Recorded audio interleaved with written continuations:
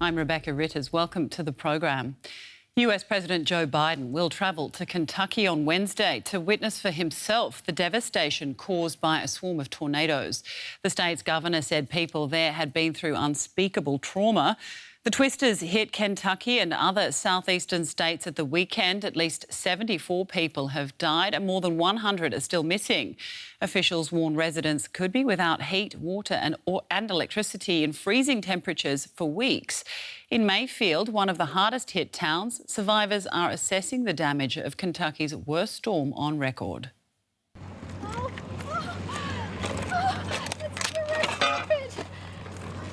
This is my daddy's box. This is my daddy's box. It had all of his little things that I have. Nothing will ever take these memories away. Memories are thank you for the past. As the dust slowly settles, Teresa Herndon is counting her blessings. The Lord works in mysterious ways. And about 2.5, 3 weeks ago, my daughter came in and she said, "Mother, we're buying you tickets to a Blue Man Group in Las Vegas on Friday, December the 10th. That night, disaster struck in her hometown of Mayfield, Kentucky. Her story, a rare ray of light amid almost blinding tragedy. Governor Andy Beshear and his wife struggling to come to grips with Kentucky's nightmare. These tornadoes would have marked one of the most awful days in our state's history, no matter when they struck. But it's even more painful that this tragedy happened just a few weeks before Christmas. As a mom, wife, daughter, and friend, I need you to do it. As a mom, wife, daughter, and friend, Britainy can only imagine the pain and grief that Kentuckians are feeling at the moment.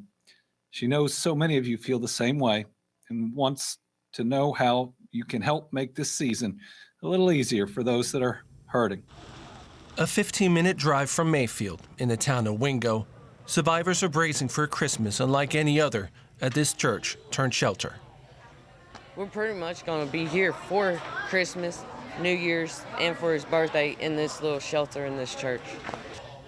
But many here are just happy to be alive. You know, Christmas time, you want to be able to be at home, enjoy the family, the holidays, and Christmas lights up and all that good stuff, you know what I mean? But I'm just so grateful that I'll be able to have my son for Christmas, you know what I mean? And With over 1,000 homes destroyed in Kentucky alone, and many still without water and power, President Joe Biden has signed an executive order to get help to the affected areas faster. This administration has made it clear to every governor, whatever they need, when they need it. When they need it, make it known to me, and we'll get it to them as rapidly as we can. President Biden says he will travel to Kentucky on Wednesday, hoping to help people like Teresa Herndon rise from the ruins. Well, Travis Ragsdale is a journalist from Louisville, Kentucky. We asked him what the most immediate needs are for the rescue workers. They have the supplies that they need right now. The supply needs are always going to change day to day. Yesterday, people in this area that were affected needed clothing. Well, they've gotten the clothing now. Now they need things like phone chargers because they haven't been able to charge their phones because nobody has power in the area. So the needs are constantly going to change. So what these groups are asking for right now are monetary donations. 100% of the donations are going to these relief efforts so that then the groups on the ground can have a better way to get the things that are needed in the moment and on that particular day because the needs are constantly changing.